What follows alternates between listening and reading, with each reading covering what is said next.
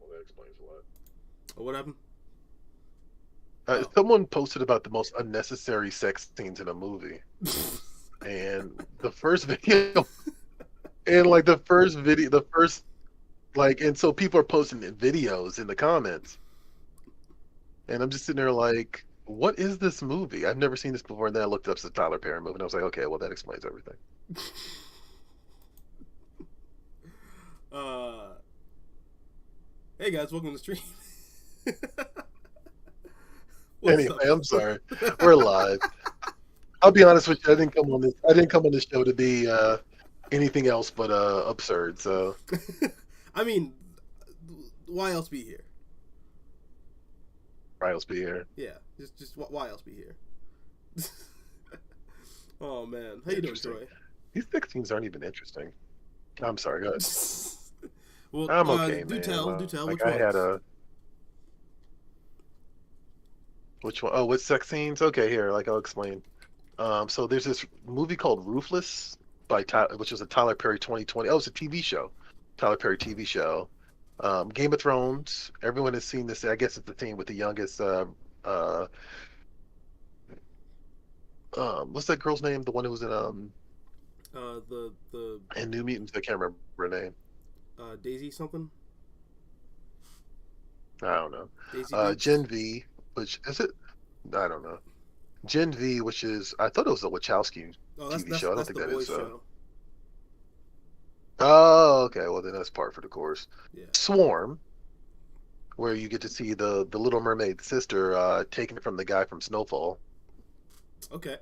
All right. Uh, You gonna add to bookmarks? No reason. the bookmarks. What is this? I mean, there's a bunch of random things in here. I don't know. Like now, and like it's on Twitter, so of course it quickly turns into viral, unrelated viral video. What's with Twitter and like freaking out about sex scenes in movies now? Like that's been a thing I've seen recently. Is that a thing? Yeah, everyone's just like, Oh, is aren't that a sex thing? scenes unnecessary? And it's like, I guess. I don't know. I also forget that you can see nudity on Twitter, like that, like people like just straight up post porn on Twitter. I would like to say I forget, but when I'm at work, because I do the Yeah. social media there, I'll just be on Twitter and it's like, oh well, that's it's erotic art. That's what it is. That's what it is, guys. Oh, is that what Twitter? Oh, really? That's what you do? Yeah, just go like, yeah, no, it's I for don't. it's erotic posing. That's what it is. Uh Okay, and here comes the porn. Here comes the porn. huh. It's like I bet my scene's better than Twitter is. yours. Uh, oh, no, Oh can you man. see? Can you see what I'm looking at in the reflection of my glasses? It's kind of ridiculous. Okay, Uh, I just realized. Currently, no, no, you're you good. can't because I scrolled away from it. Yeah, But no, you're there was. Hold on. Let good. me see if you guys can see this. Can you see this? Can you see this? I can see that you're looking at a screen, but I can't see what's on the screen.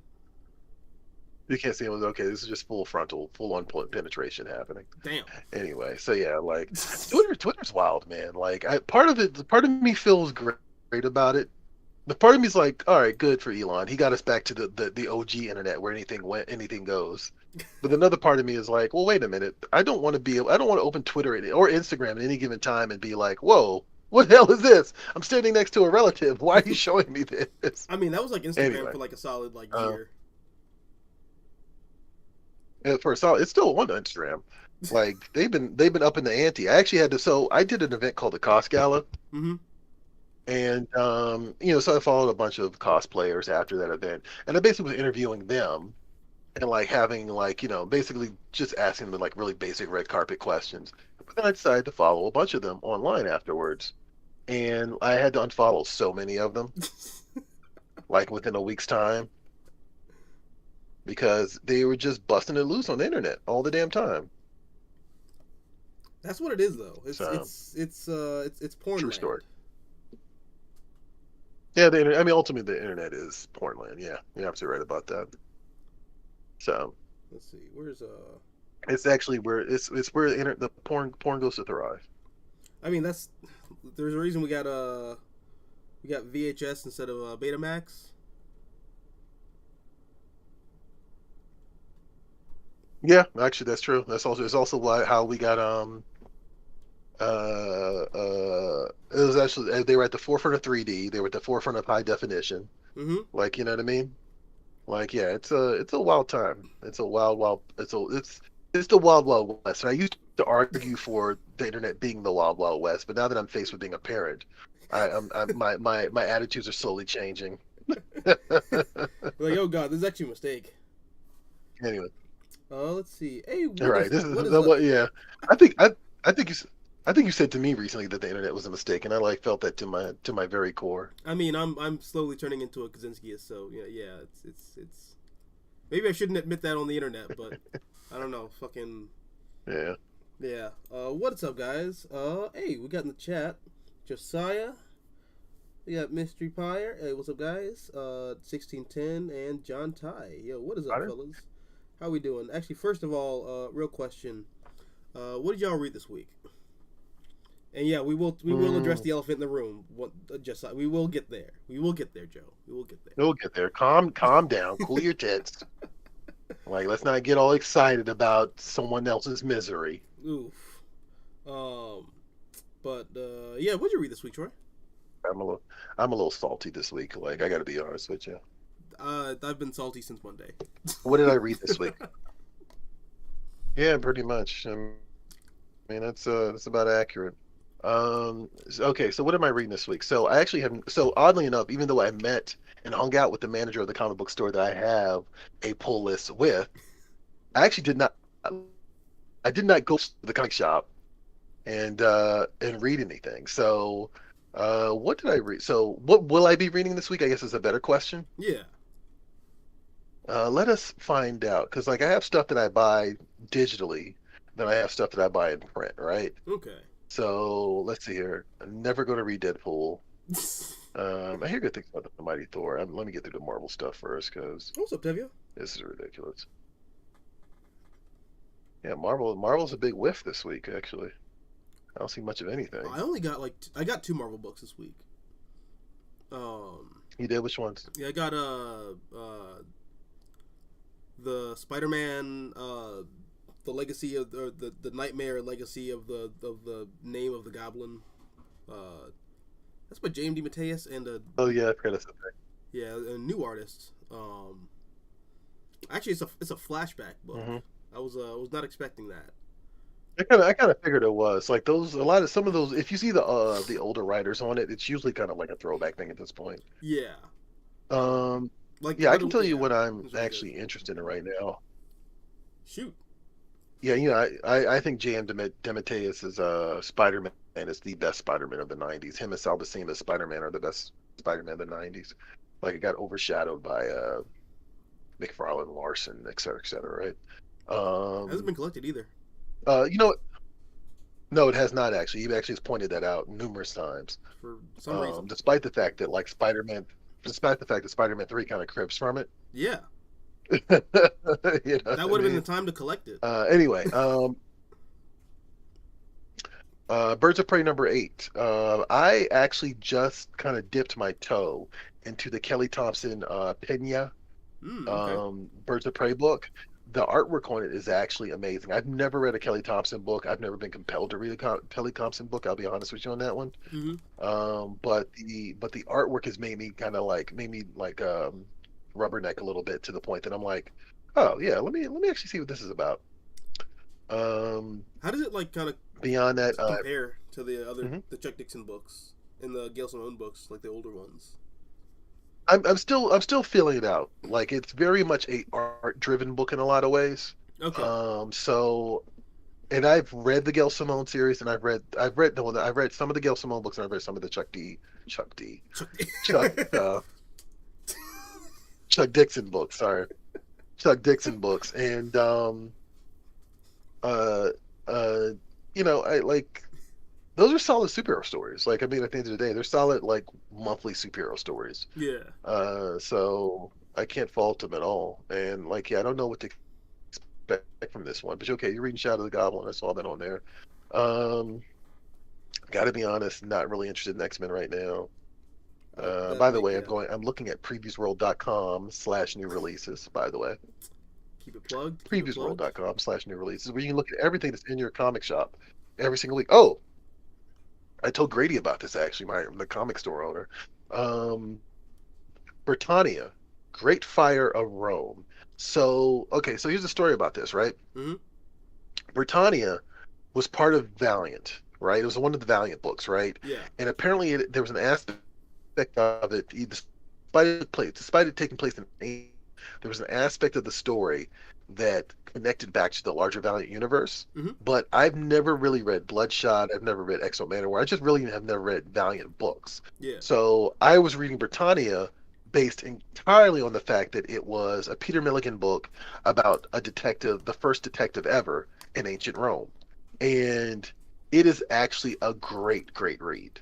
And you don't need to know anything about Valiant.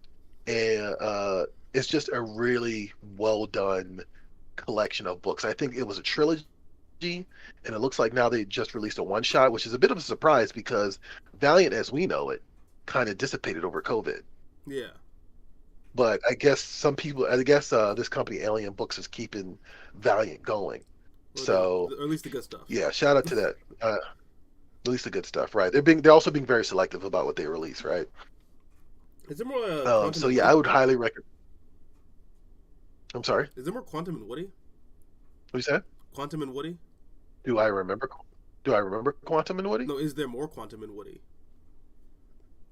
I don't think so. Not currently, at least. I think the last series they did was the one that was it Dave Laurent and Rafer Roberts did, I think, if I remember correctly. Mm. Also, I guess just for mentioning Quantum and Woody, we got to shout out MD Bright, who also passed away this week. Yeah, damn. MD Bright did Iron Man and some key issues of Green Lantern, Mm-hmm. and he did Quantum and Woody, and like that kind of got overshadowed by some of the Ed Piskor stuff. Yeah, But yeah, he also passed away. Like he actually passed away. yeah. Let's also point That's that an out. actual pass away. Yeah, he actually passed away. Yeah. Yeah, so that's very interesting. What else we got here this Mark week? Bright did Armor Wars 2, right? No, not Armor Yeah. Wars 2. Yeah. No, not two. That's Not the two. first John Armor Byrne did Wars. Armor Wars 2. Yeah.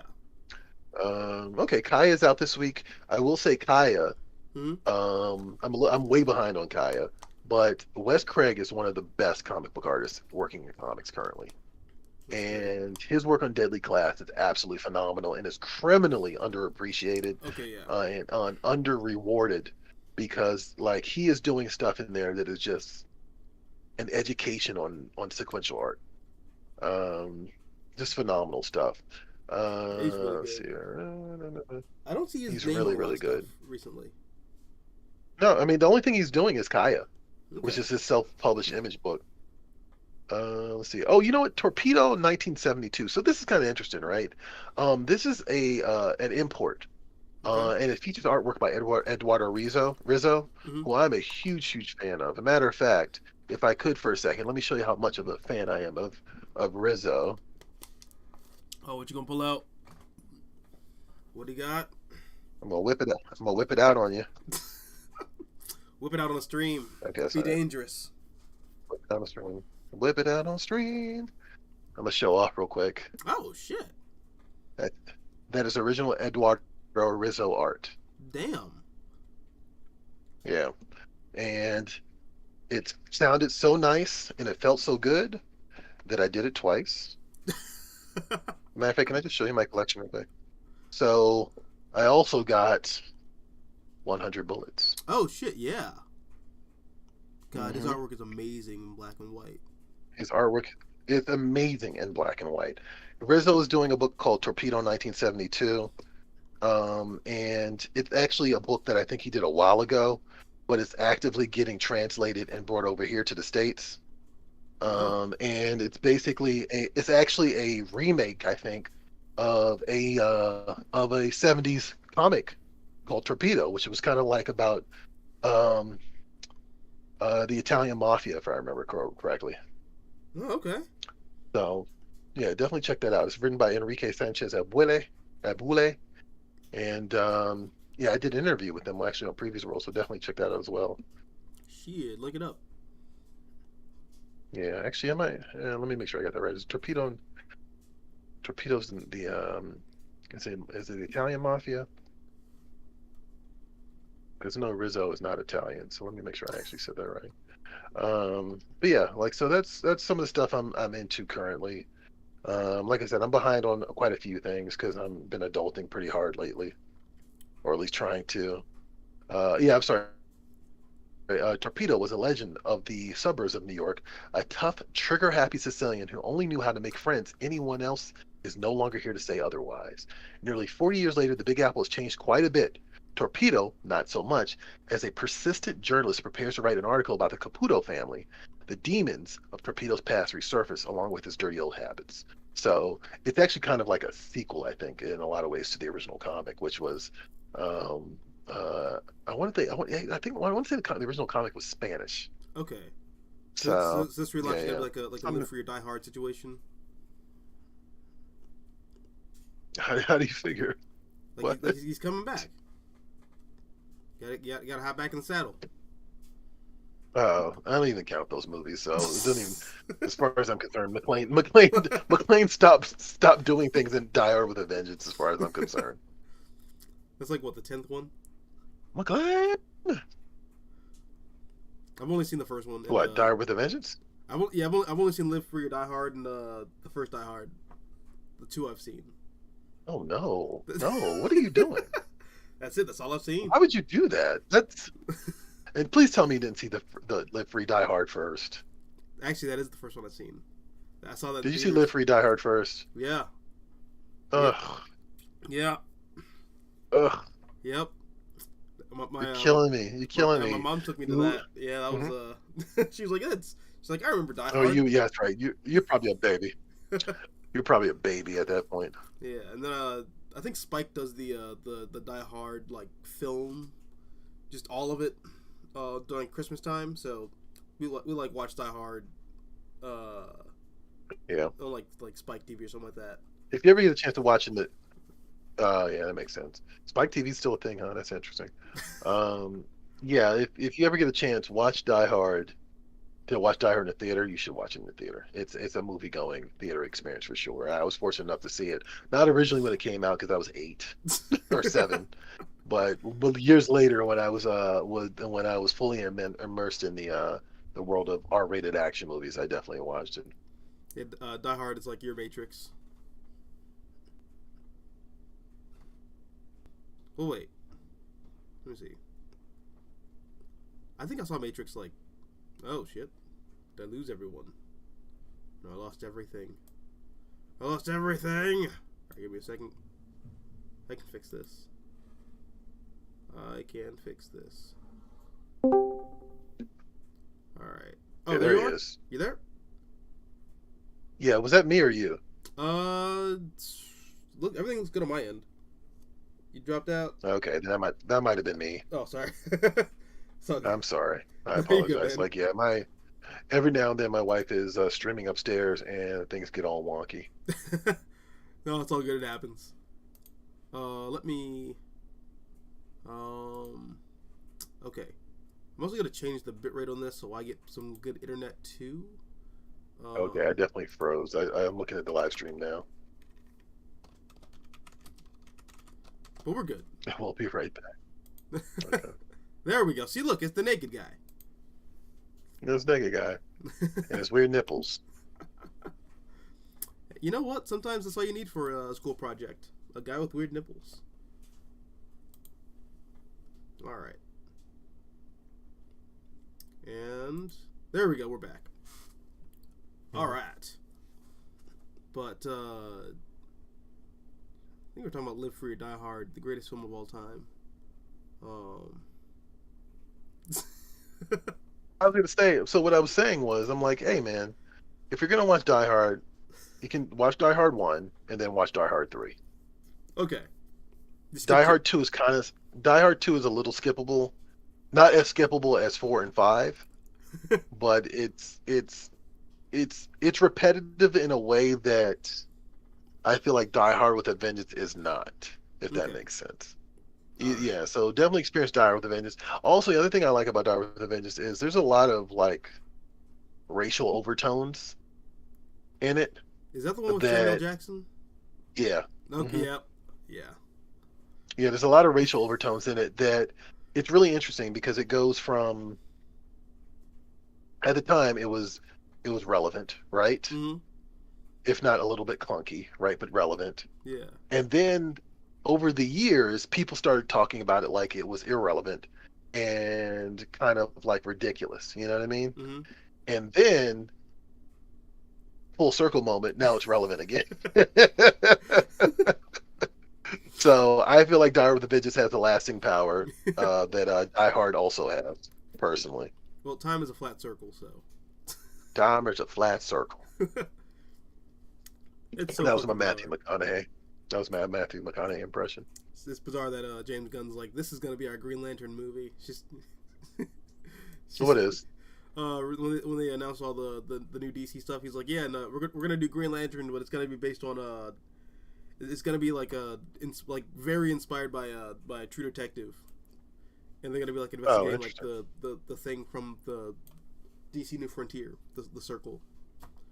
Oh, Uh, okay. Interesting. I mean, that's actually kind of interesting. I'm actually for that. Like, I think I've long had the attitude that the best way to approach the Men in Black, I mean, sorry, the best way to approach the Green Lantern is at least maybe try to make it like a Men in Black type thing. yeah, So I don't know if how funny it's gonna be, but I feel like that would be beneficial as well. Also, I don't feel like James Gunn doesn't do some sort of funny, but that's just me. yeah, and I don't know who they're gonna get like to make that show, Hmm. but I mean, shit, I like True Detective, and I like the idea of Green Lantern before I actually think I Hmm. like Green Lantern.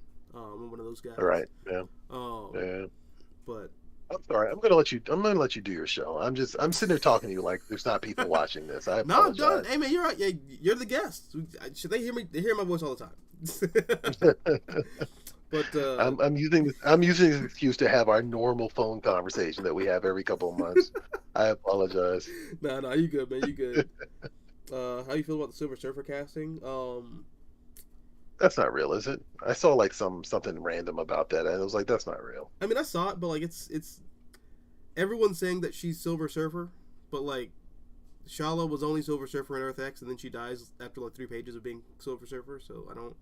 Right. That's a Right. weird. Right. That'd be a weird thing to adapt, but I don't know. We also got Baron Zemo in like a Falcon Winter Soldier show, and he wears the mask once. So That's right. Yeah. Yeah. Yeah. Can't call him a Nazi because that's too controversial. oh my god. Did we Yeah. we were having this whole conversation last week in the chat. In fact, I think John Ty brought it up down here, but the whole like Hydra Cap stuff. I was down with it. I fucked with it heavy. Talked with it too. Like I was like, let me tell you, watching Winter Soldier. You talking about Winter Soldier specifically, right? No, the like actual You talking about Hydra the comic or Cap, the movie? the comic, like the Secret Empire. Oh, okay. I'm sorry. Okay. Yeah, Hmm. that I was like, I was really into it. It's I don't know. I feel like the whole superhero goes evil and then takes over the world thing is like it's an outdated trope.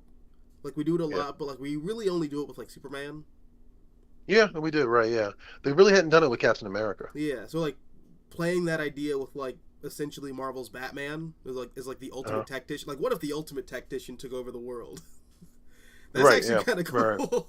That's actually interesting. Yeah. Right. Right. yeah. Um Right. What evil deeds would he get up to? and even some of the like commentary that like Nick Spencer was doing, I think it was perfect for the time. He was hitting a hot button topic about like how Americans fucking lose their shit uh, when the lofty illusion of our comfort goes out the window. In an era when the lofty illusion of our comfort was going out the window, so it maybe wasn't the best time to tell that story, but it was also like the perfect time to tell that story. It was weird. Yeah. It was hitting on all the topical subject matter just in a time when I don't think people were ready for it. There was no distance from it. Right. Um, but I thought it was I pretty just cool want. and kind of refreshing. Right. But some of the shit Marvel wanted us to do, because I worked at a comic book store during that whole era. So they wanted us to do some stuff where I was like, He guys, did, yeah. come on, no. We're not gonna wear like the Hydra outfits and then do the Hydra salute with like Nazi flags. We're not doing that. It's 2016. We can't do that.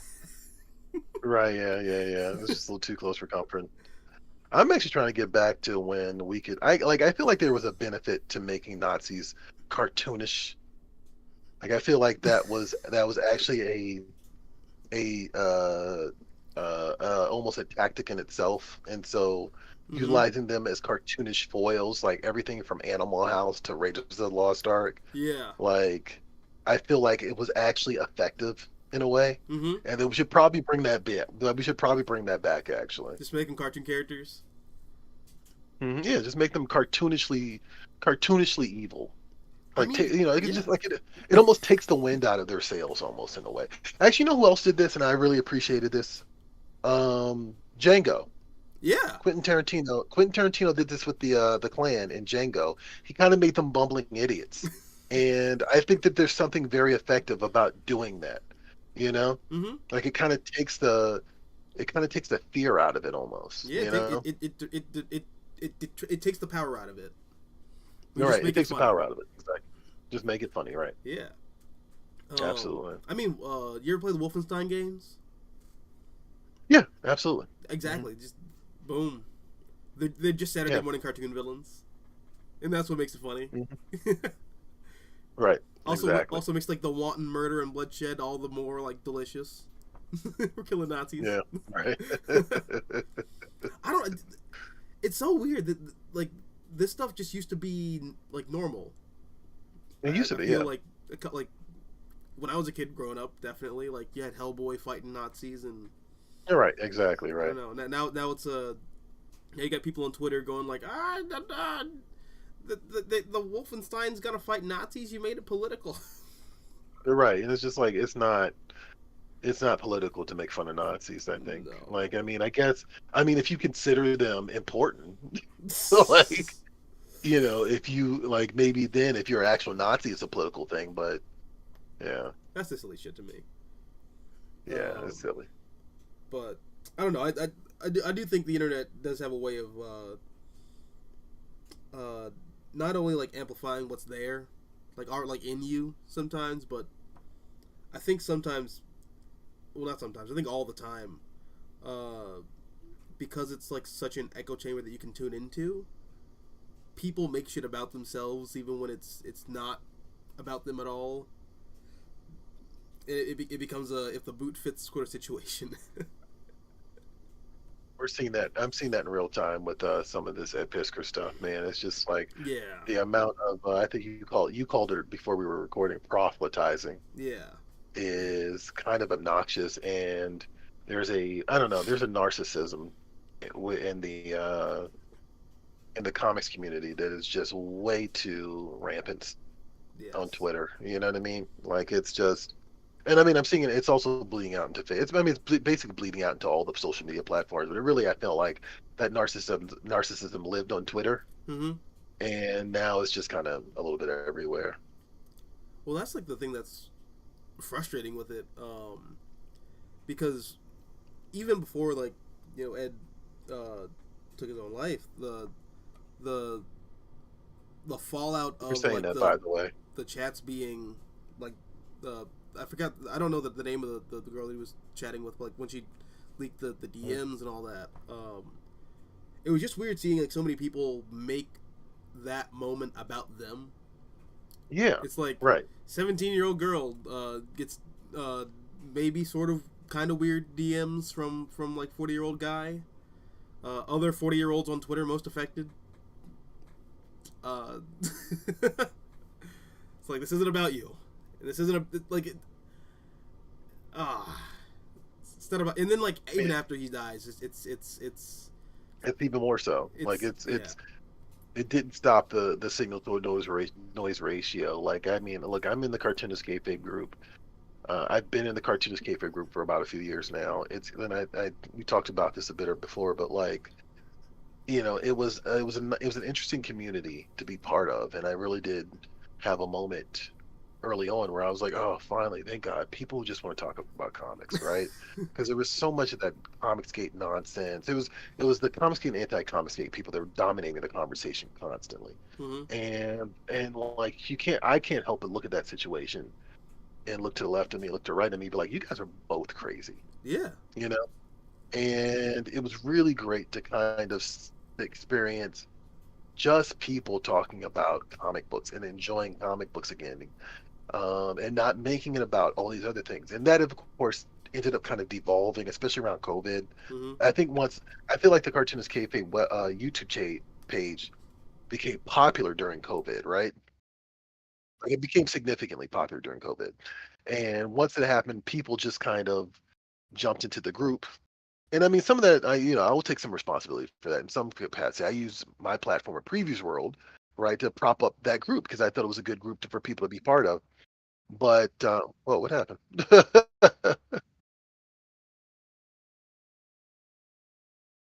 Right, that's all good. Yeah, it works. But like, and so once that height kind of hit, the crazies kind of got into that group as well. You know what I mean? And it just got more and more aggressively. I invited you to this group. You know exactly what I'm talking about because I think you probably jumped on right before it got weird. You know? Yeah. Yeah.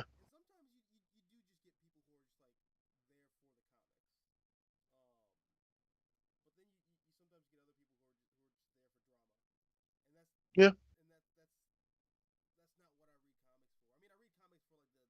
All right. For the drama in the page, right?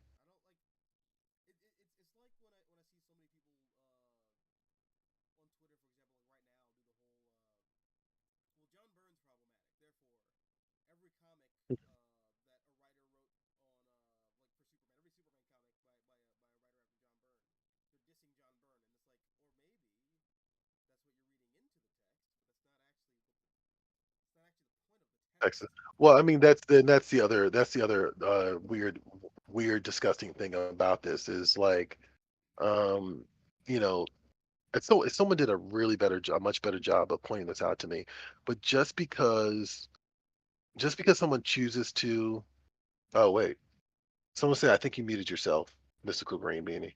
Oh, oh, there we go. All right, all Were right. you muted oh Can you no, all hear were me you now? muted the whole time?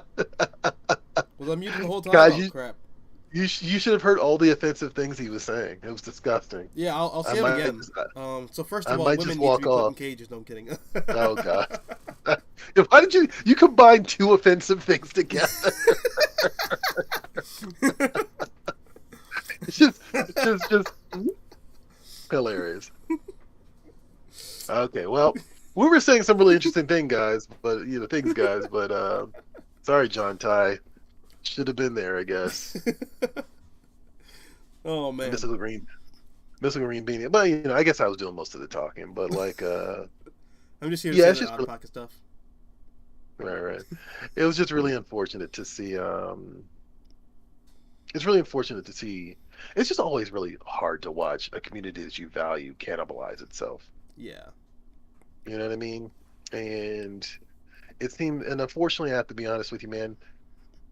It seems to happen no matter which direction I go in comics. yeah, And I'm really hoping that this final destination that I'm on with Afro Futures, all right, yes, is me finding my tribe. I really hope it is because it would be really nice to kind of create a rational, fun space for people to experience comics, for people to make comics, and for people to discover other comics. So yeah. Well, that's the exciting thing about Afro features. That's what I from what I've surmised, from what you've previewed and what you've shown me, mhm. it sort of gave me like old school like heavy metal vibes. Like if you there you go, boom, coming soon, coming soon. Can you do screen share on here? Mm-hmm. You can. Okay, I was going to ask. I was like, because you can, if you have the PDF, you can show people the PDF. I'm totally fine with it. I can. I don't have two computer screens anymore, so I don't know how to do that with And Discord. you don't need two computer screens. You don't need two computer screens. Two computer screens. Why can't I talk to do it? Because we chose to do this at 10:30 at night. Yeah, no. So like, if you, I don't know, when's did you save it? Did you save it to your PC? I saved it. Yeah. Okay, so yeah, like it looks like what you can do is you can click this button in the middle, like Mm-hmm. tap the screen and click this button in the middle All right. that We're gonna do it that has a live. screen that with the arrow that points this way Yeah. and just share it. Like, yeah, Let's see. I think you have to open it first. It works like Zoom. If it works like Zoom, Zoom, zoom, zoom. Zoom. All right, guys. Zoom. Let's check out my OnlyFans previews. All right, that's what I'm talking about. This is what we're here for. Yes. Jesus Christ. I opened Instagram, just nothing but whores. Good God. I mean, it's my fault, but like, You brought that on yourself, my friend. I did. I can't blame anyone but myself. I have a problem, which I will not fix. Oh no, what we're doing? The We'll Be Right Back again? What happened to this guy? Oh, because I gotta bring up the preview. Oh, okay. Yeah. Oh, you just don't want people to see what you're looking at, what you look at in your free time. Exactly. Yes. Gross. Those are my secrets and mine alone, Bruce. They die with me. All right, here we go. Yeah, just doing the whole. They can hear us though. They just can't. Oh yeah, see us. they can absolutely hear us. She can't see anything. Okay. The Yeah, chat is saying like Stevie Wonder in the dark. Hawkman. He's saying Hawkman gritty reboot equals Indiana Jones with wings. I can fuck with that. That's what 1610. You keep bringing out these like baller ass pitches. You should just like work for Warner Brothers or something like that. There you go. Black Talking about Hawk's communities gritty reboot. cannibalizing. That would be fire. John Ty says talking about communities cannibalizing themselves is another thematic idea that is in the Hydra Cap run. Hydra Cap versus Red Skull and Heroes versus Heroes. Yeah, absolutely. I mean, that's the Marvel overarching theme, right? Yeah. It's like they ultimately turn on each other for petty reasons. You know, All right, so that could be easily resolved if I posted this recently, and then someone commented. I was telling people that the Justice League, the X-Men could stand up against the Justice League. That's basically what I was pitching, right? And sure enough, someone said, yeah, but like what'll happen is Wonder Woman will use the lasso of truth and force one of them to say something honest, and then the rest of them will start fighting over the unbridled honesty of it all. And like I had to like acknowledge, like, you know what? Yeah, that's fair, because ultimately any Marvel character just needs to get over their bullshit. Ultimately, that is the secret weapon to defeating any Marvel character. Is like they just can't get over their nonsense, their own personal nonsense. Wrap the lasso around Jean. She's like, I just want to get spit roasted by Scott and Wolverine at the same time. Not spit roasted, Jesus Christ. Have Professor X watch the entire thing. Why are you like this? What is wrong with you? Look, I'm not like this. Stan Lee is like this. He is a horny man, and he wrote those comics. He wrote that into the story. I'm not reading into it. It's there. It's not. It's, oh, it's you're not, talking about the I Love Jean thing that Mark Waid picked up on for Onslaught. Yeah. And it's like, yeah, that is a 40-year-old man. That's a 15-year-old girl. All right, I see you, Stan. Agents were. It was different back then. It was different. The times were different back then. You gotta understand. That's why you gotta have no, I can't share it without my internet's too shit to have 3 of us up there at the same time. Oh, okay. I wonder if I can do it then. Maybe I can share it for you guys. X-Men vs. Justice League: Dawn of Injustice. Maybe I can share it. That's what she said. Yes.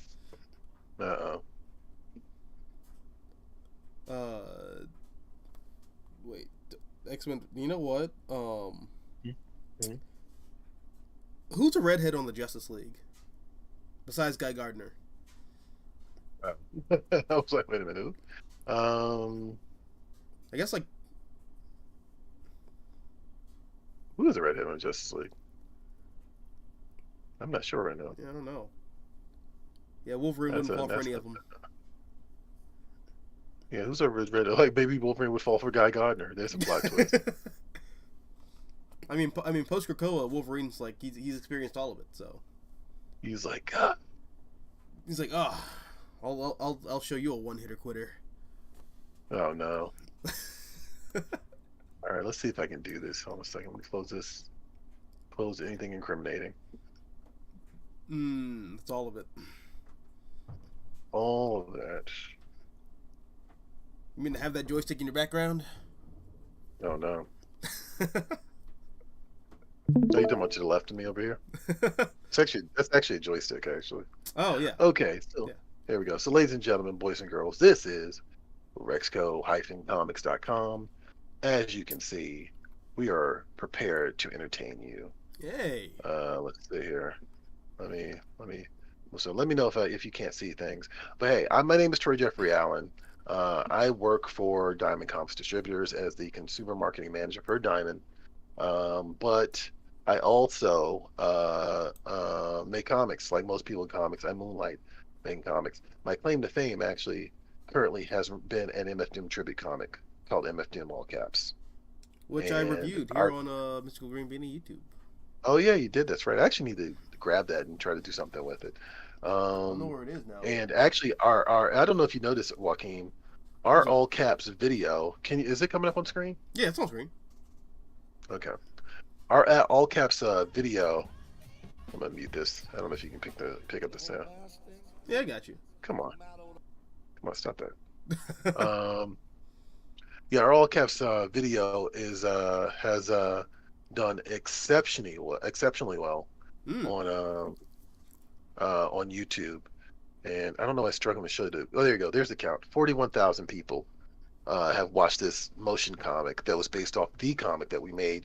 You can get the comic for free on our website, RexCo-Comics.com. You know, it's just a tribute to literally my favorite rapper, MF Doom. I'm just going to give you guys my resume real quick. I also worked on a book called Fight of the Century, Apocalypse 91, Revolution Never Sleeps. I have a wrestling nerds versus jocks pro wrestling comic called BAM. And my next project is something called Afro Futures. Yeah. And so we can talk about that. I don't know if you have something lined up for this, but like we can definitely talk about this. I just wanted to lob it up a little bit. No, absolutely. And I actually, before we get to it, all of the books that Troy previously mentioned, you can find at your local comic shop. Mm-hmm. Yeah. Except for the MF Doom book, like that is actually on the website for free. Yes. Yeah. Yeah. But you can also like just rob your local comic store and say that you're doing it in the name of MF Doom. What? Be the villain that MF Doom wants you to be. There you go. Yeah. There you go. Yeah, I don't know. Like, yeah, let's talk about some things and stuff. So first of all, Yeah. when you first like told me about Afro Future, I was like, "Is this like a?" I thought this was gonna be like a series that, like a new series you were working on, sort of like Fight of the Century. Because it reminded me of like the Cos Gala 2021 that you hosted. Oh right. The Cyberpunk. You're right. Yeah.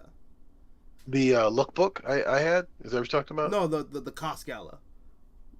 What about the Cos Gala? Remember the Cyberpunk Cos Gala?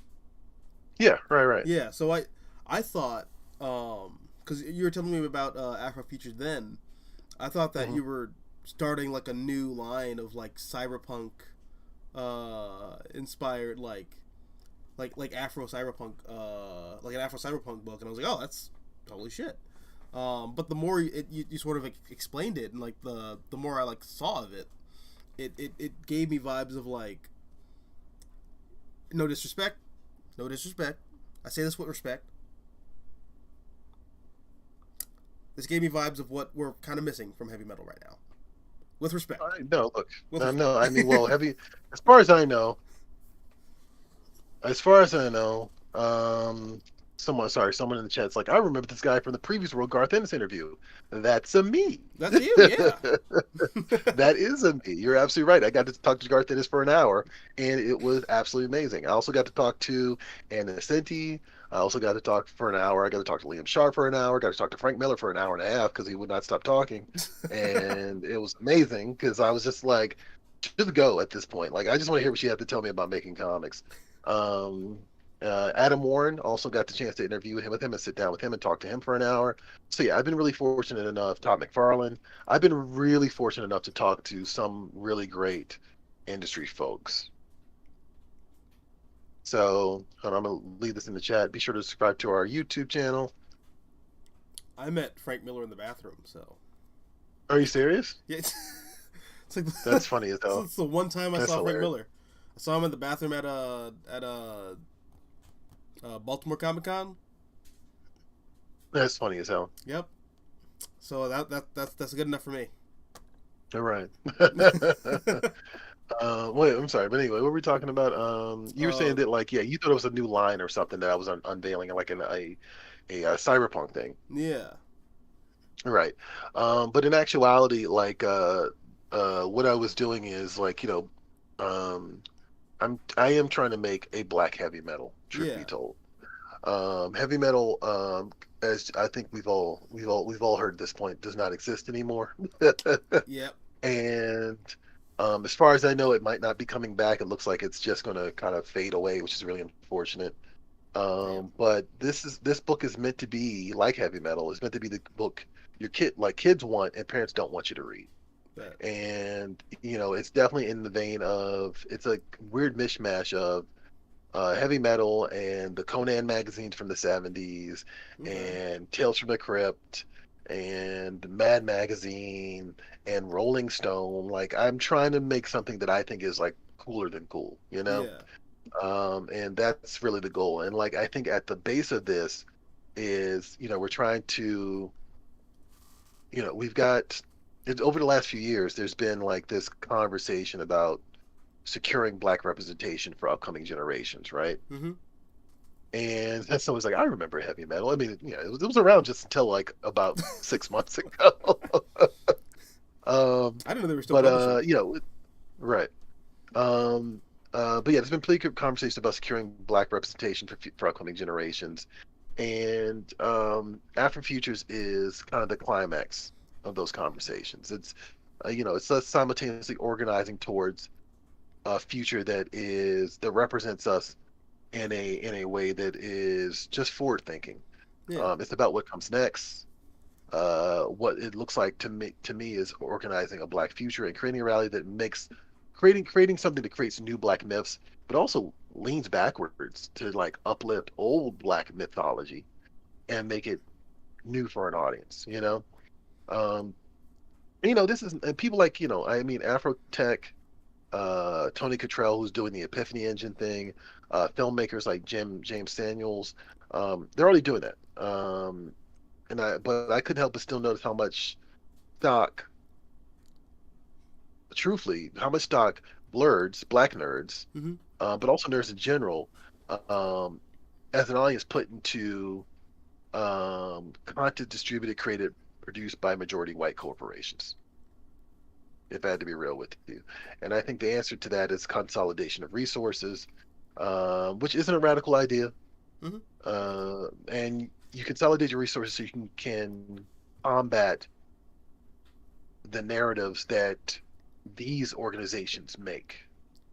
Um, and yeah, that's Afrobitch is meant to be kind of meant to be that. It's I grew up on like comics in the 80s and late 80s, early 90s. I left comics once I discovered girls, but then I came back to comics. As one does. um, as one does, or as some of us do, I guess. And I'll give you guys a little sneak peek. But like it when I came back, all the British guys were writing comics, Yeah, you know, and I kind of want to do something kind of like what they were doing at the time, to be honest. And I know it's really weird for me to talk about a black magazine. I'm referencing all these all these British creators and white guys, but I mean that's the energy I want. I want to do that, but uh on our own terms, because I don't think that we've been allowed really to have that moment because, like I said, of how the narrative has been. controlled. So So yeah, instead of there being a British invasion, it's a black invasion. it's a black reinvasion, I guess. Yes, comics blacked, Hmm. if you will. Oh, Jesus. What is wrong with you? Are you asking this question this late in the game? I know. I should have asked this years ago. This is true. This is true. But no, this sounds really exciting, man. It's something that I think,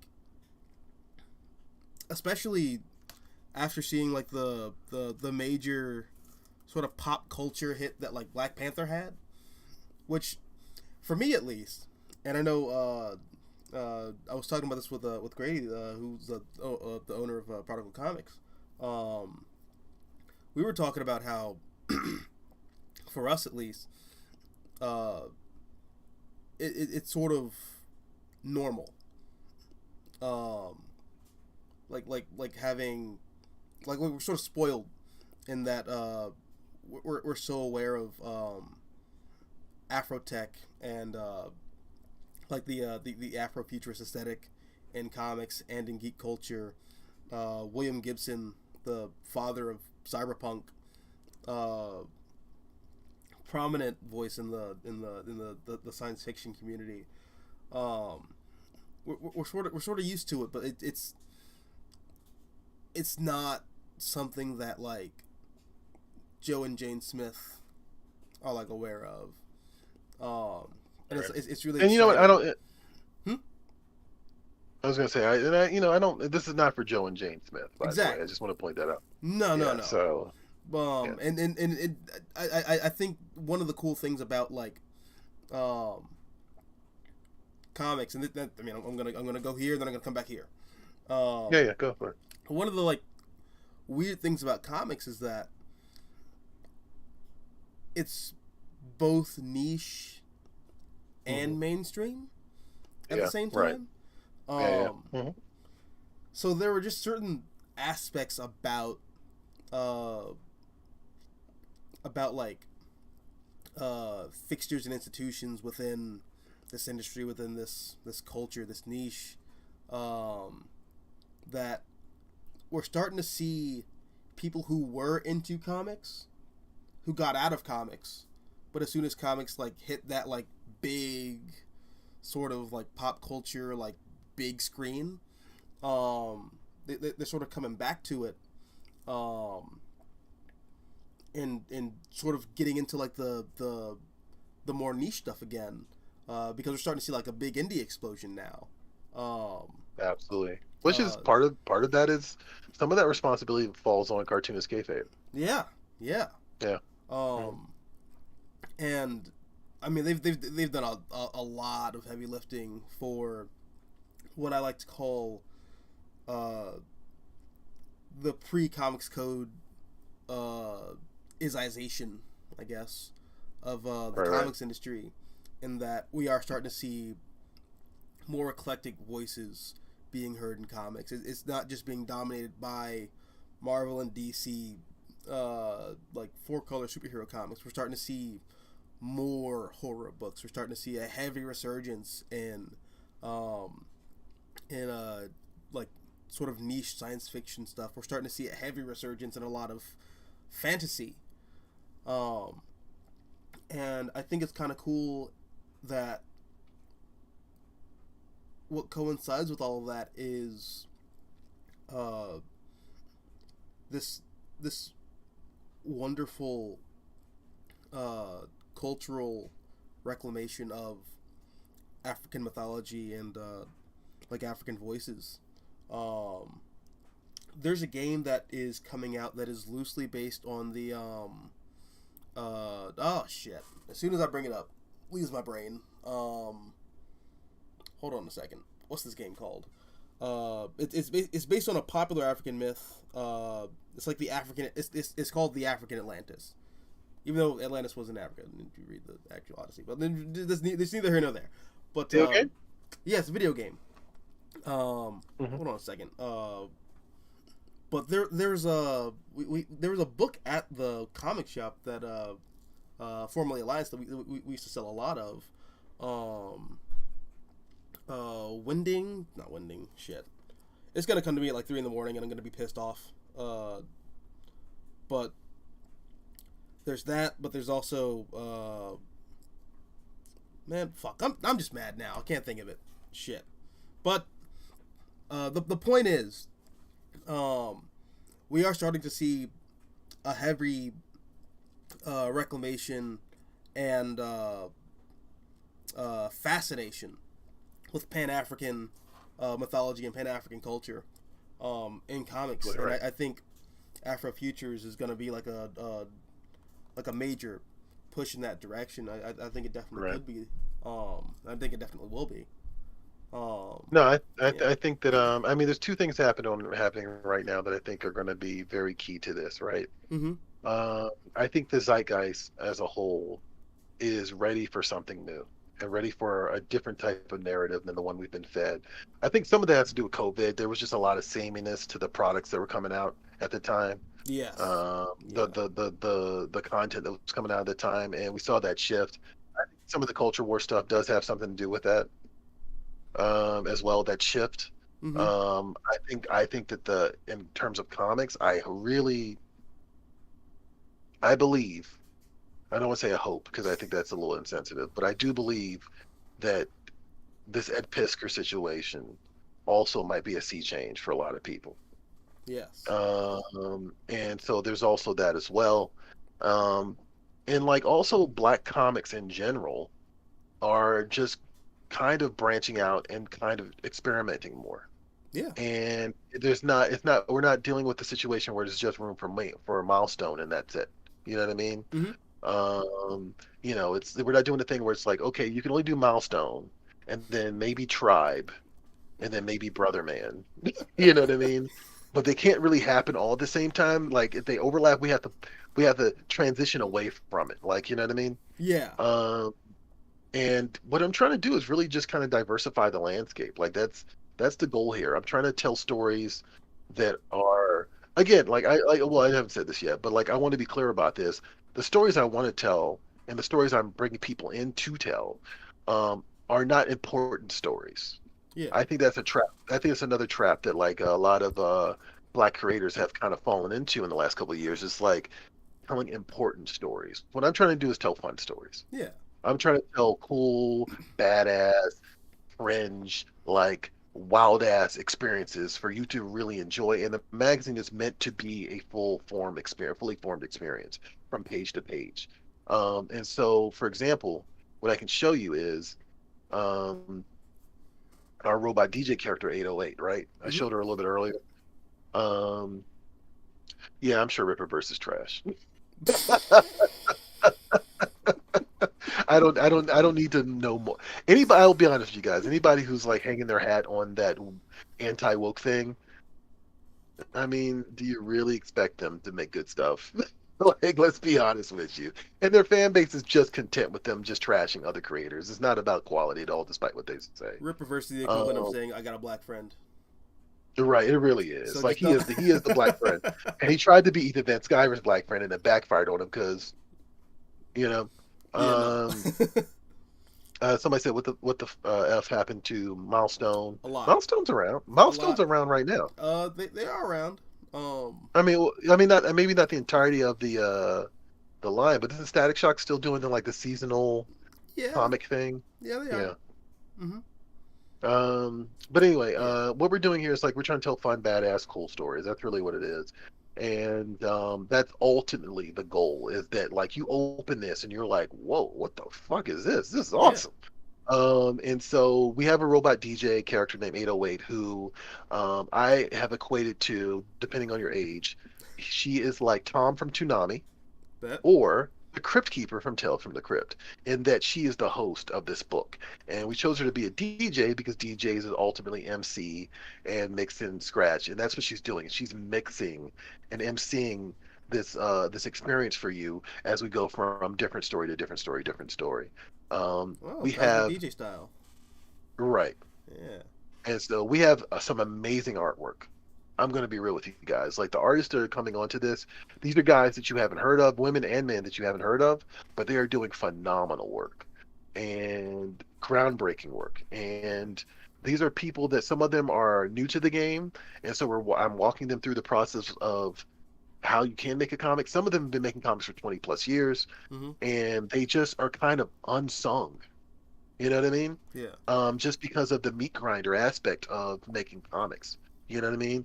Like some of these guys could have been superstars, but comics are comics, and a lot of mainstream tastes don't allow, um, or I should say, mainstream attitudes and tastes are disconnected from us. Yeah.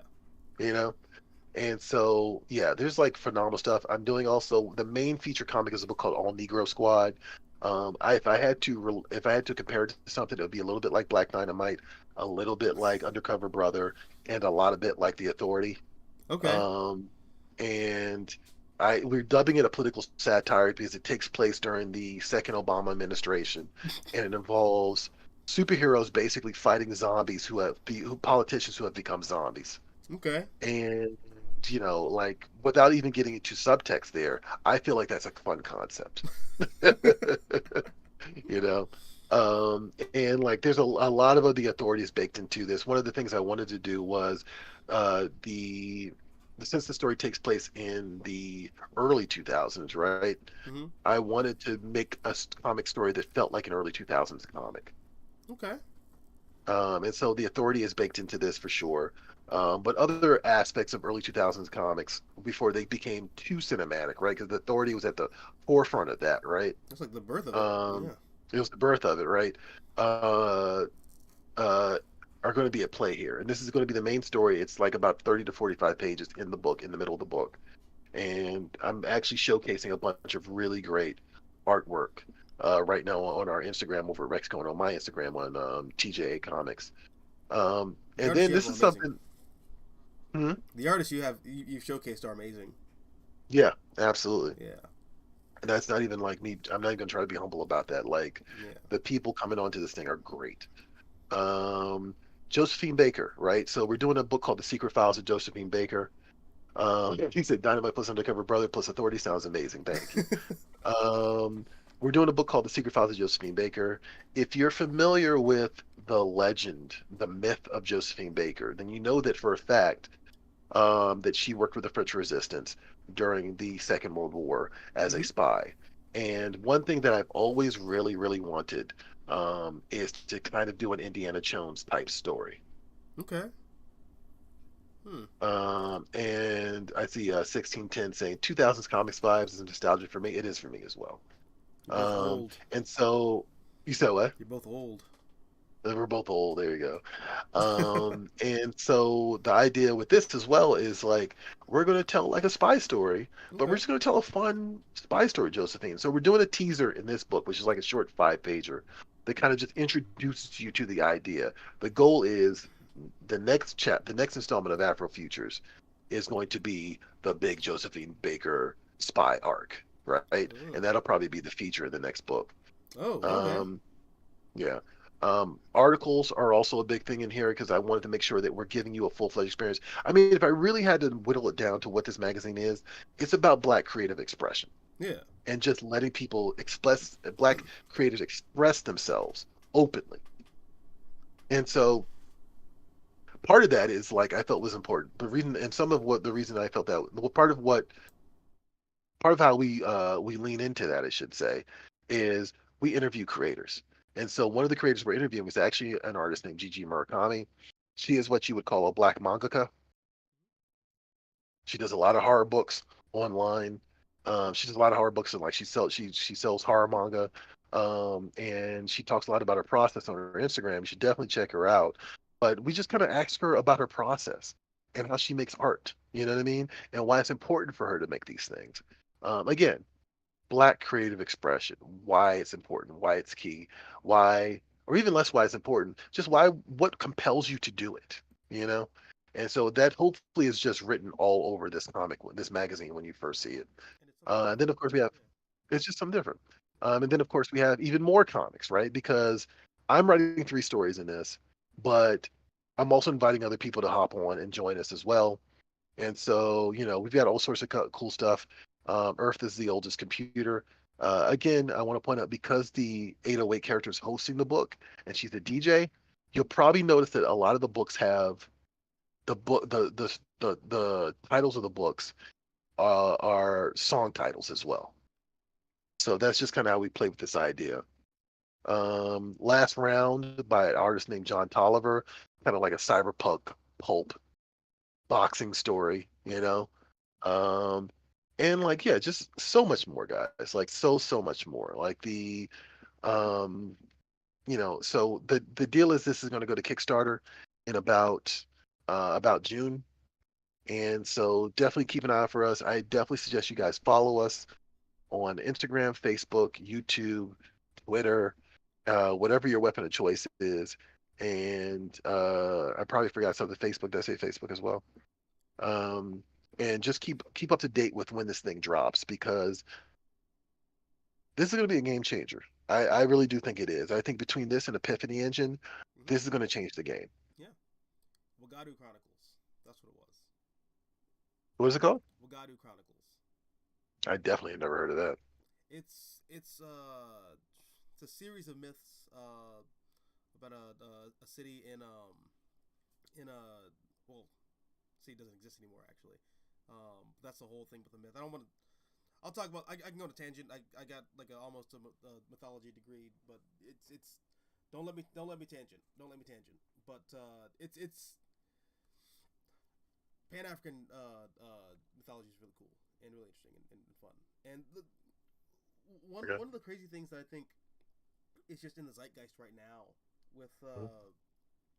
not just African mythology but like black culture and how that sort of careening with mainstream pop culture is that for so long uh, a lot of these stories, a lot of these myths, a lot of these films that we've been entertaining ourselves with and communicating to like the younger generations. A lot of them are just sort of riffs on the Odyssey. A lot of it's the Iliad. A lot of it's very European. Um, and for a time, we started to see a lot of heavy like East Asian influence come into a lot of these stories as well. Sorry, I'm Um, here. I'm just trying to plug my computer in. oh, gotcha. Yeah, I can hear you for a little bit. Uh, Uh, but yeah, we especially in like science fiction, we start to see a lot of Hindu uh, influence. We see a lot of Eastern yeah, Asian influence. Uh, absolutely. but now we're starting to see a lot of uh, black African influence, and mythology. I'm very excited for that shift. You know, Yeah, absolutely. you know a new voice has entered the arena. Select your Right. fate. Yeah. Yeah. You A know, new it's voice. A new voice that's an old voice, by the way. exactly. Like, Um, I mean, also want to point that out that like our opening story with 808 is really about how ultimately black music has influenced everything. yes. You know Yeah. what I mean? And even on going back to the concept of hold on, let me jump over here real quick. Going back to the idea of mythology, if I can share this real quick. Here we go. Well, what's going on? Why is it telling me go live? No. Oh, it asks you that What are you when doing? you got a when you're trying to share a screen. Yeah. What is it doing? Why did it do that? It won't let me go live. There we go. Okay, there you Okay. go. I guess that was the answer. Like I don't remember, I didn't remember seeing that earlier. So you look at this backdrop, right, and you see the all Negro Squad characters. Oh no, Is it coming up? no, it didn't come up yet. What is this going on here? Because it's on my screen, and like it's There we showing go. up as a third option. Oh, see, I took it off. Oh no. All right. Oh, okay. Let's see if that works. There we go. The Okay. stream has ended. What? It's lying to you. I see it. I see it. Okay, I see it popped up. So yeah, so with the all Negro Squad concept, right? This is actually really interesting because what we're doing here, speaking about mythology, is we're taking public domain characters very specifically and turning them into black public domain characters and turning them, excuse me, into a super team. And so, hold on, let me show you. Here we go, all Negro Squad. So several of these characters are actually characters that have appeared in other comics at some point in time. Particularly John Henry is, of course, the character of American folklore. He's a character in this book, and also so is Ace, and also Ace Harlem, who actually first appeared in a comic book called All Negro Comics in 1947. And the big brain idea I had was like, well, what happens if All Negro Comics only got one issue, right, in Hmm. 1947? And so my idea is like, well, what if they just kept having adventures? Yeah. Like, like what if they were able to expand and like, expand in the way that like the DC and Marvel characters expanded over the decades? You know what I mean? Hmm. What if all Negro Comics, what if all Negro Comics had a Frederick with like experience with Frederick Worthenboom, and they just all became romance books for a while. What if before that they were the horror elements in those comics, Hmm. and then they had to pivot to like more kind of silly, goofy, like family friendly stuff for a while, and then the '60s rolled around. Yes, John Henry Yeah, gritty the reboot, gritty reboot. absolutely. Yeah. All right, all right. And then the '60s roll around, and now it's a different type of like social consciousness that is like kind of popping up in these books, right, with these characters. And then, we continue that on through the '70s, right? And it becomes more reactionary to things happening in the '70s. Hmm. And like the way that Captain America unmasked Richard Nixon, which is one of our characters punched Richard Nixon in the comic. You know what I mean? Um, and then we transition into the '80s, and that takes on another aspect. And then we transfer into the '90s, and they have the extreme era, like you know what I mean. And then we hit the 2000s, where the story story starts at.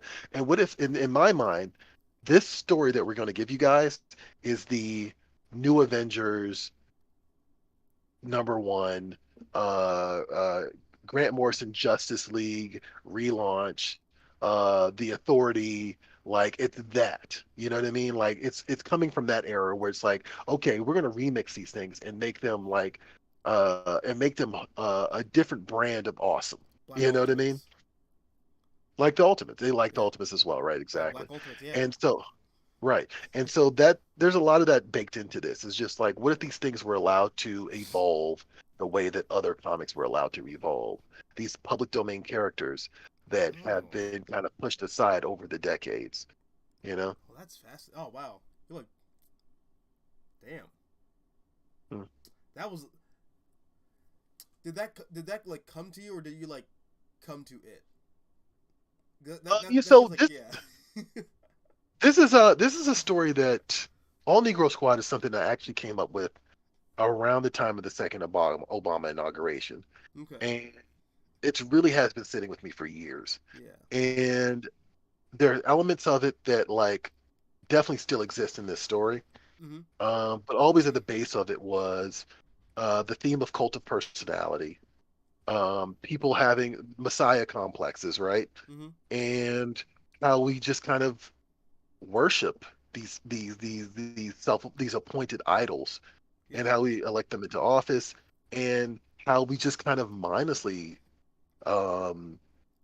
we kind of mindlessly follow them. Like, that's not just a criticism of Obama, that's a criticism of Biden, that's a criticism of Hillary Clinton, that's a criticism of Donald Trump, right? Yeah. Um, and so yeah, that's also a conduit for that. So that's also baked in here as well.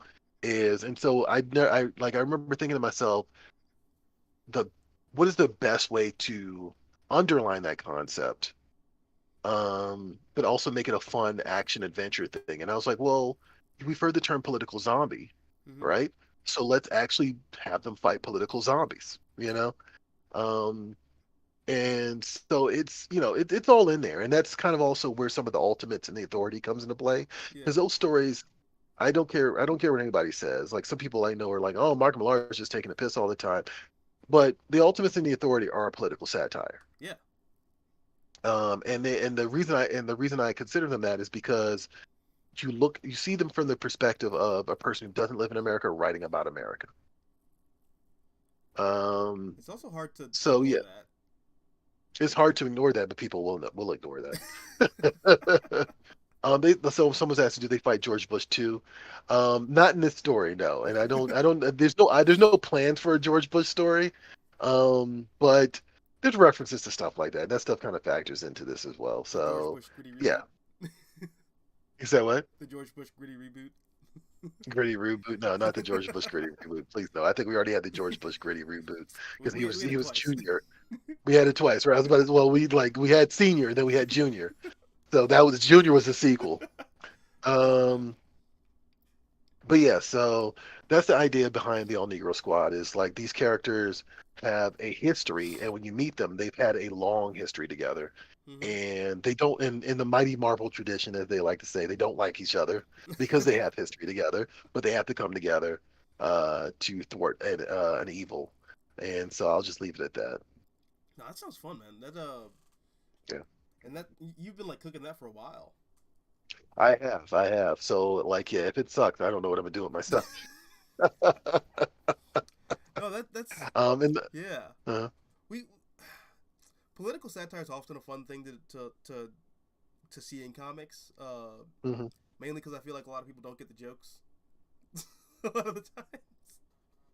Yeah, I mean that's fair. That's fair. Um, Hmm. but like not like a dismissive way. Like it's fun to read because you're seeing, especially in real time, how I mean not to use a Dune reference here, but we're gonna slip in some Dune references. You separate the humans from the animals. Um, shit, that sounds very fucking sinister. Saying it out loud. Yeah, that's Shit. fair. Well, it did come from a Bene Gesserit witch, so. But no, you in the same way that you get the commentary that Mark Miller and Brian Hitch had on the Bush administration in the time that book was coming out, or in the same way that you had Frank Miller commenting on Ronald Reagan from like Daredevil up through uh, uh, uh, Dark Knight Returns. Um, it's really interesting seeing, despite the cult of personality that like the masses are sort of like falling into, the select few voices who are like, actually there's more going on there that's not being paid attention to. But how that gets sort of like coaxed in mythology and fantasy and allegory. Allegory, right? Yeah, Yeah, yeah. and it's fun. Yeah, so I don't know. and It's it's just fun, fun, and the way you described it, it just sounds really fun, right? man. It's palatable, Yeah. you know. And it's just I'll be real with you. There's a couple people I told them what the book was called, and they were like, "No, don't do that." What the Really? comic was called. They were like, no, don't do that. Actually, one of the guys is actually in the comic because like after a while he was like, wait a minute, I sat with this for a second and thought about what you were saying. I love it. You know what I mean? But it took that moment to be like, oh, okay. Because I mean, we're just kind of at this point we're just kind of conditioned to kind of react to things like but it's like while I don't think people should go around saying Negro. I think that not everybody should anyway.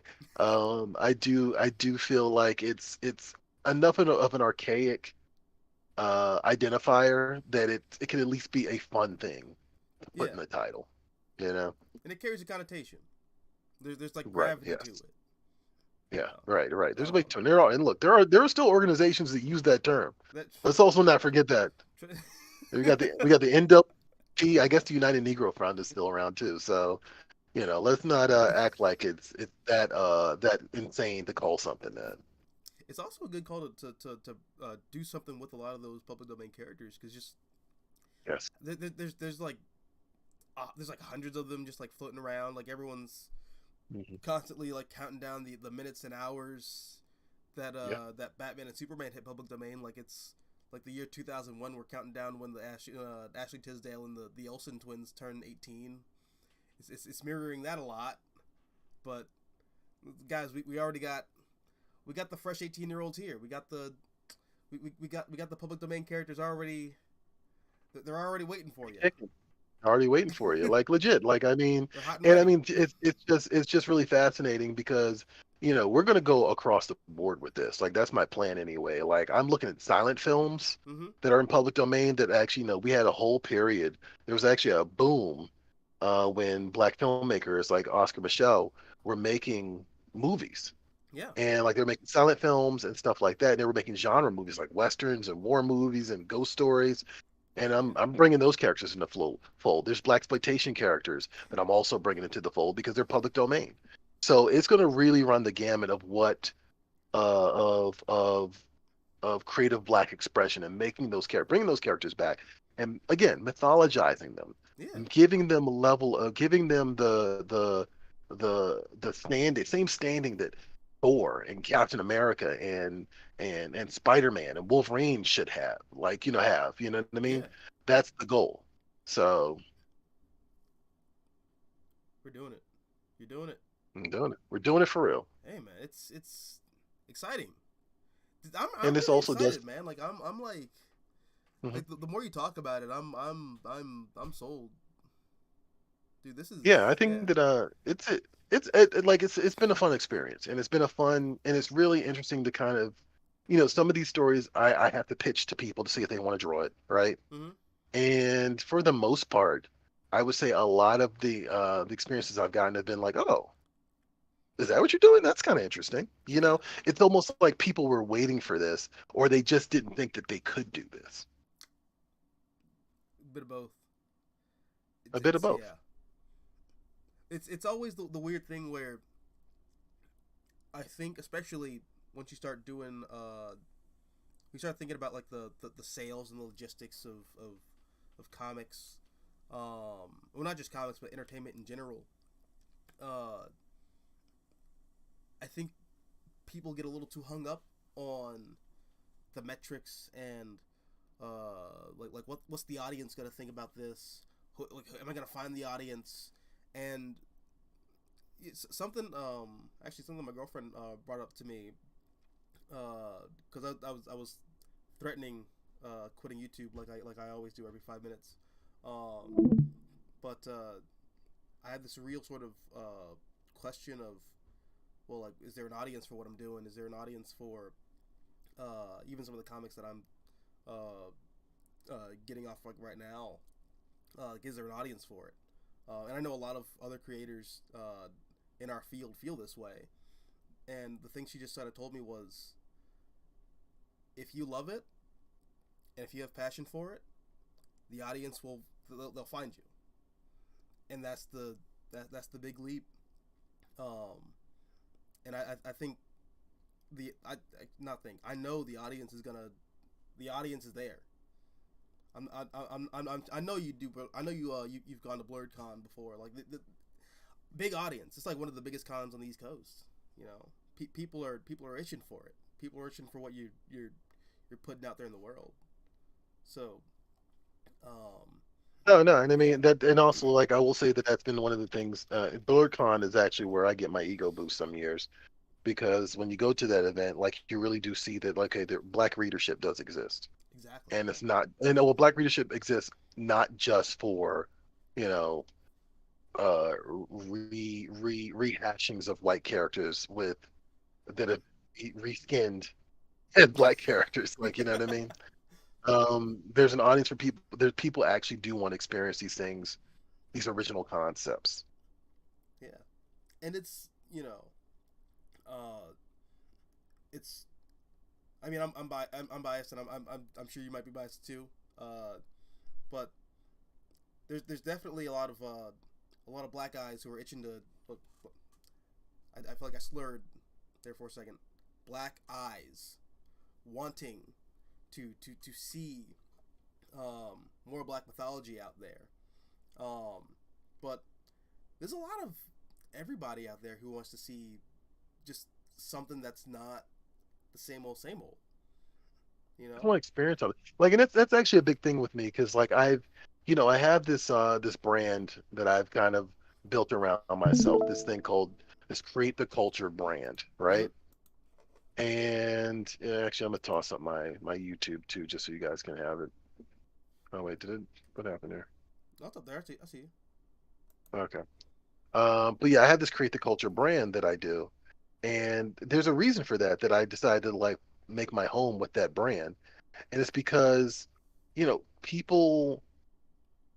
people in general find culture fascinating, especially when it's not their own. And like we can get into conversations about misappropriation.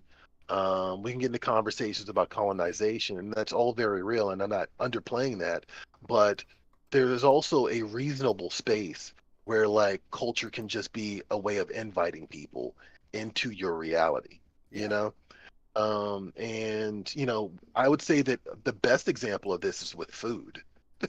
you know like that's really when people just kind of go, oh, I can experience this culture in a way that is, I feel like I'm invited into it, right? A lot of cultures make meals as a way to invite others outside of their culture into their culture you know we talk about we you know I always see the joke online of like, you're invited to the barbecue, right?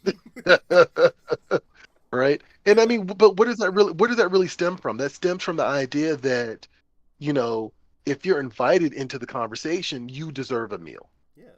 You're at the dinner table You now. know, you're at the dinner table now. Yeah. And that's So yeah, yeah. just definitely that. And that's it's I guess it's just really exciting. We're seeing, um, and like you said, this isn't uh new voice entering the arena. This is old voice, always been there, but now it, Italian food, yeah. we have our time to shine. You know, Yes, um, yes. it's not just we're not being stifled anymore. Like No. like And I all mean, like and like you like said, I yeah. yeah, like I'm sorry, go ahead. No, it's just like we're in a space now with uh with black culture and black entertainment culture where not only are there spaces where we can offer our voice, but people are actually really like people are like excited to hear what we have to say. Um, uh,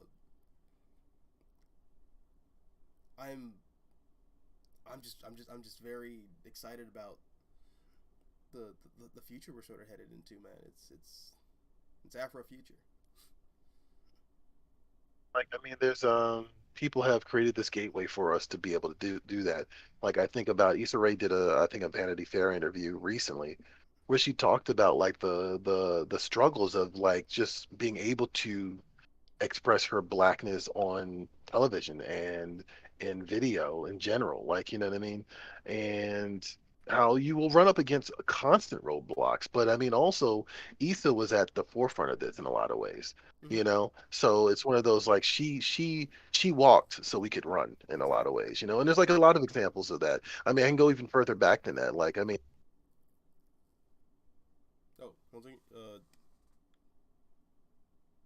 or like Eddie Oh. Murphy or like I mean there's so many examples of people that just people talk about the black exploitation era as kind of sometimes a black eye, no pun intended, but like those filmmakers were were providing a new avenue that wasn't there before. Yeah. So we got to respect that. We really have to respect that. Because who knows how far back we would have been without that, you Yeah. know?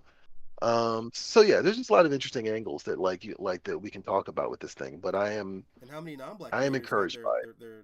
their major inspiration from a lot of black voices Also in true, entertainment. also true. I mean, look at Quentin. I Yeah. mean, Quentin Tarantino. You know, um, and so it is a cycle for sure. Yeah.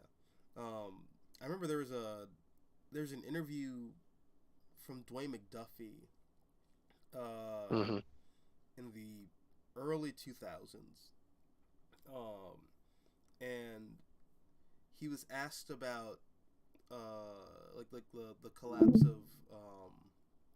collapse of Milestone, and how one of the unfortunate factors that they faced was how they were always referred to as the Black Comics imprint, and how a lot of people, at least from the direct market sales, what are they called? Like the charts or the tallies, or I don't know. I'm not a marketing guy. You're the marketing guy. You know this stuff.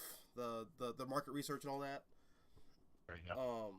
People would always sort of poo poo Milestone, um, when, as McDuffie puts it, and I can't give you the exact quote. It's been like years since I read this interview, but he was like, a lot of what people call black stories, um, we do have our own unique experiences, but it's also just the human condition under a different shade of glasses, you know. So I mean, that really is, and like I mean, I'll be real with you, man. Like if you can't understand that, you just lack empathy. Exactly, exactly. You legit, you just lack empathy, dude. Like I mean, it's just there's no ifs, ands, or buts about it. Like if I can be force fed white stories, like basically my entire life, Mm-hmm. and I can experience them. They can make me they can exhilarate and make me sad. Like you know what I mean? Yeah, Then why can't you do that? yeah, And that is a lack of empathy. It really is. And I'm kind of like done with the conversation around those. Like I'm ready for the next thing, yeah, truth be told. Like I can't entertain Comicsgate or anti-Comicsgate. I can't entertain the IFGWs, right? Like I just shut up. Enough of this nonsense. Like, what are we actually doing here? mm-hmm. And how are we going to actually shift and move the needle? And so I really, really hope that this is at least one of the things that is at least makes people comfortable enough to want to express their black creativity. Yeah. You know, And we're there, man. We're there. hmm We're in the Afro future. we're in the Afro future. Feeling that. Dude, put on a t-shirt. Yeah, Yeah. actually, that's not bad. You're the second person to tell me to put Right. You're the second person, and actually, I think you might have just given me the slogan. We're in the Afro future. I love that actually. So you need a Foxy Brown with like the t-shirt saying that too. Yeah. Needs to be an action figure. Actually, oh, you know what I need? I don't know if you remember this. You might. I don't. This might. You might not remember this. Uh, there used to be this image. There was like a Jamaica poster, Mm-hmm. and yeah, anti-Comicsgate is just cringes, Comicsgate grifters, exactly. Yes. But there was this girl in this Come to Jamaica poster. She was in a wet T-shirt, right? Mm-hmm. And I think the thing the I think the slogan on the shirt said something like "Come to Jamaica," right? Yeah. You just gave me an idea. Oh shit. Hey. You just gave me an idea, my friend. You really have. I might have to run with this now. So, all right, okay, Here we go. here we go. You know what? I'm actually speaking of Quentin Tarantino. I'm gonna quote Tarantino. You know what? I have a book, and you are going in that book. Oh shit. So there you go. That was fire. I think you got it, man. You got it. Deadpool used to satire. Now it's just Ryan Reynolds left nutsack. Damn. What? Who? What? Read the What's chats. going on? I've been reading the chat. What does the nut say? Deadpool used to do satire. Now it's just, yeah. I mean that's fair. You're absolutely right about that. Anyway, I'm gonna Italian write this food. down. I mean, Italian food. shit. It's just black food by under the name. According to Quentin Tarantino. You seen that movie? Which movie? Uh, True Lies. True Lies. What the Schwarzenegger movie? No, not True Lies. True is it True Love or True Lies? It's a Tarantino film. Oh, True Romance. True True Romance. Yeah, Romance. Yeah, yeah. yeah, yeah, yeah. Tony Soprano's in it. You are Park Eggplant. Right. He says, "You're a cantaloupe." All right, yeah, yeah. I know what you're talking Damn. about. I've Afro Future. I watch True Romance a lot. So yes, I know exactly what you're talking about. I've never seen it. I've only seen that scene. See, no, this needs to stop. This needs to stop. I'll Like watch it one day when I watch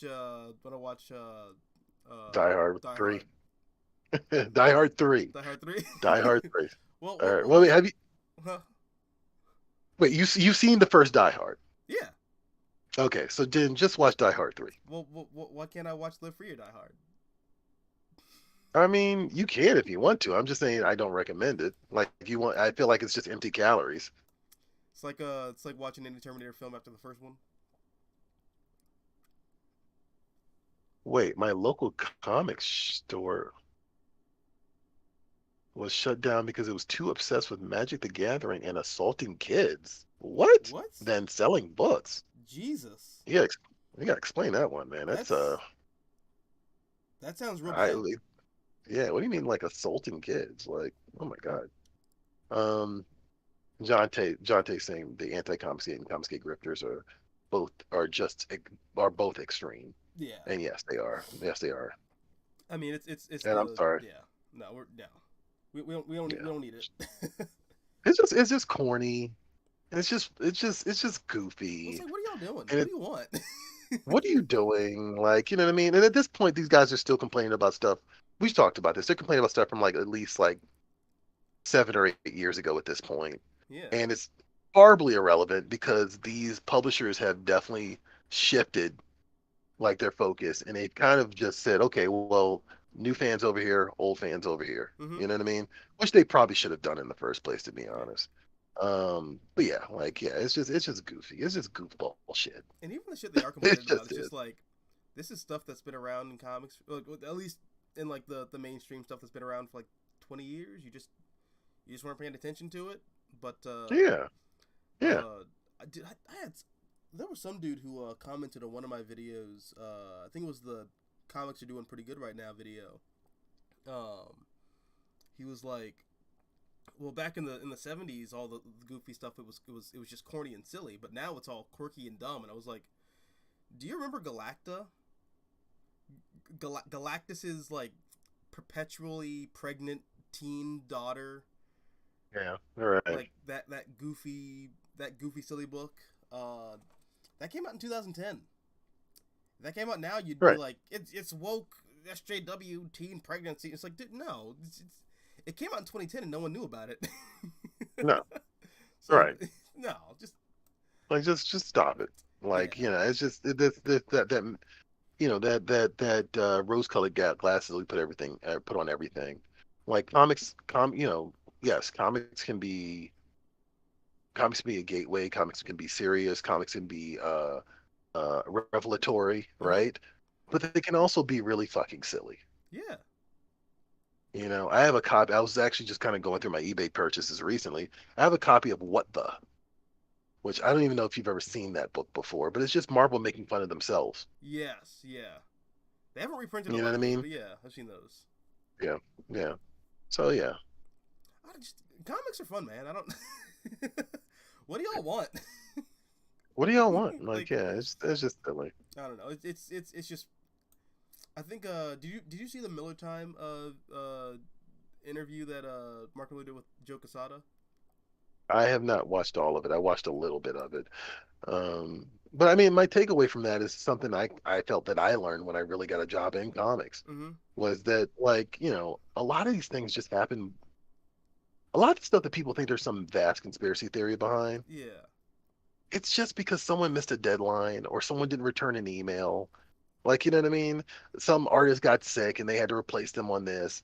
Sometimes it's just like, oh, this person writes fast. Yeah. Like, you know what I mean? Like, it's just not that serious. Why is Greg Land on every Marvel comic? Because he draws really fast. He draws really fast, legit. By the way, he's a good artist, and he draws fast. He can do like 5 books a month. I don't know. It's that sometimes a door is just a door. I don't know. He said what? He said what though was turned into a stop motion web series. I didn't know that. That's interesting. Really interesting. Yeah. They blame Bendis and Johns for comedy and political self-spinning comics for years. Dude, I don't know. Yeah, I don't even know. Yeah.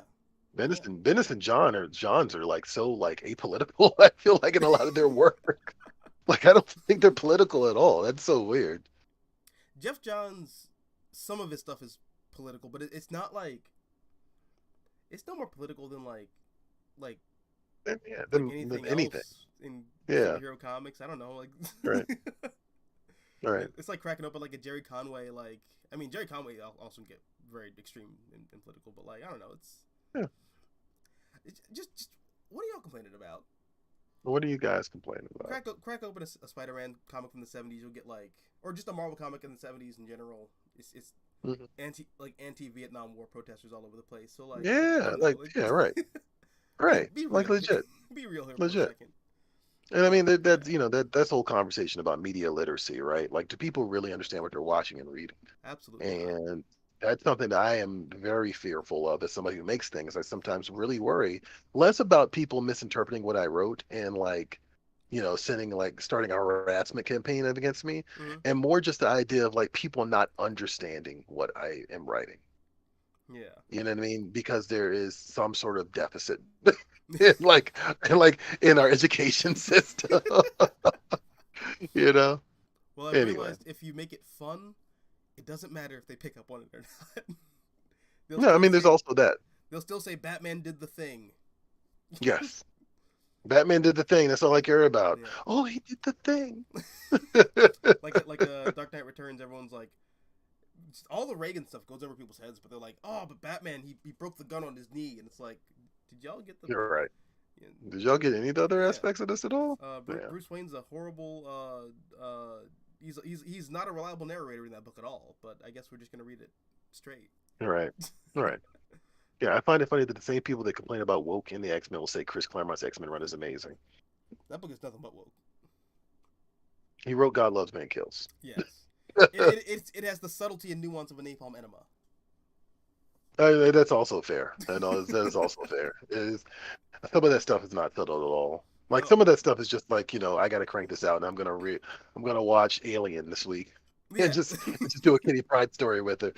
But but also there's definitely aspects of it that are just like this is overtly a statement that he's making about the current state of things. Yeah, hey, let's build giant robots to kill this minority population and round up the ones Right. that we deem weak into camps and ghettos. Yeah, like what is it? What is it? What does that sound like to you guys? Like what is the Sentinels literally put mutants into concentration camps? Like, come on. I feel like if I didn't work retail, I'd be more black pilled on this. But like, I'll literally have people standing in the same aisle going like, "Do you have this?" It's like, oh yeah. So, I get it. Oh man, it feels good. But no, dude, I'm really excited. Wait, Batman killed and talked like, yeah, here we go. Yep. Howard the Duck, gritty reboot, Detective Duck. Hey man, double D's. Double D's. I'm here for some double D's. Throw some D's on that bitch. Throw some D's on that duck. That was awful. I don't even know why I made that joke. That was awful. That's gonna be your next T-shirt. That's gonna be That's gonna be the next T-shirt. There you go. There you go. Throw some D's on that. Throw duck. some D's on that duck. And duck's gonna be spelled with 2 D's. Oh shit. Oh god. Oh my god. Are we hitting the late night delirium? Maybe we are. I mean, I was already there. I haven't slept in 2 days, but yeah, let's do it. You want to call Let's it? do it. Yeah, I mean, I'm good. I'm good if you're good. I actually wouldn't mind doing this more often. You just start so damn late. Can't help it. That's when the late night delirium kicks in. That's when we get the best content here. There's also that, and admittedly, I'm like usually awake at this time anyway. It's so funny because sometimes I'll just open YouTube. I'm like, oh, Joaquin's streaming. Yeah. You're right. And I'm like, oh wait, this is the time he normally streams. I always forget about that. Um, but yeah, so Dude, Afro it's Futures, just one man. of those things. It's just one of those things where like being up having to have an actual conversation this late. I've just aged out of that. I'm sorry. Being a So human being this late at night is difficult, it is, but yes. that's what makes it It fun. is. Right. Oh, but dude, I'm really excited. I'm really excited about Afro Futures. I'm really excited to see Thank where you, man. everything goes, man. It's been a long Yeah. time coming. Yeah. Yeah. Yeah. Hey, so guys, like if you're watching, like yeah, like Signal Boost, be sure to follow us at RexCo Comics, REXCO Comics. I'll put it in the chat too. I'm actually on the RexCo YouTube channel, just letting people know that hey, we're here. You know, so I will be, so I will, and like I'm doing video content. I showed you a little bit of the YouTube channel. I'm doing video content promoting the Afrofutures book, and you're going to see like some interesting rollouts. We're doing character images now, character reveals for all Negro Squad. So I kind of showed you guys already what it is, but as far as the rest of the internet's concerned, they don't know what these images are just yet. So Out of context. out of context, right? It's currently out of context. Yeah. Well, hey, before we head out, anything else you want to pimp? Life ain't nothing but bitches and money. Sorry. Um,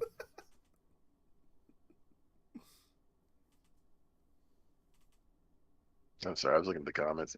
I mean, no, I just like, yeah, like, yeah, you guys can hang out with me at TJA Comics. That's pretty much everywhere on social media. I'm only on Twitter, Facebook, and Instagram, so I guess that's not everywhere on social media. But on Twitter, Facebook, and Instagram, I'm TJA Comics. I do talk a bit about like cult films, blockbusters, action films, superhero comics, indie comics, and and just sometimes I rant about evil AI. So yeah, just come hang out with me. But also, yeah, more importantly, like yeah, keep an eye out for RexCo and keep an eye out for Afro Futures because that's going to be dropping in June. Yeah. And until the Butlerian Jihad, always use technology to follow your favorite comic book creators. I'm telling you, the Dune to Ted Kaczynski cultist is the pipeline's there. I'm seeing it in real time. Interesting, interesting. I mean, maybe that's what will happen. Like, maybe in 10 years we'll be like, when did everybody convert? And it'll be like the second Dune movie. Yeah, Dune Part Two happened, and then all the stuff with Diddy just hit social media. Did you just say Howard the Duck is just the animated Duckman show? I hope you're joking, John Ty, because Howard the Duck definitely came out way before the Duckman show. The Duckman. What's the Duckman show? Duckman was I think it was the actor who plays George Costanza, Jason Alexander. He basically was just this rude duck. It was a show that used to come on USA in the 90s, and just one of those uh The Simpsons birthed a lot of adult animation that I don't think a lot of people remember anymore. Okay. Liquid Television is in that vein. I would say actually Liquid Television is also another inspiration for Afro Futures. Beavis and Butthead, of course, is probably one of the more well-known examples. Um, Big and words. Duckman was also one of them. And of course, Family Guy would show up in the late '90s as well. So And then soon to add to that list is Dick Worms. So and Dick Worms. Dick Worms. Can't forget Dick Worms. Yeah, they're an essential part of our human experience. Yes. Yeah. On that note, check for Dick Worms, guys, and see, Off see the you rails. later. Off the rails. See you later, See guys. you later, guys. Oh wait, how do I do the thing? No, no. Oh Jesus. Just Oh close your laptop.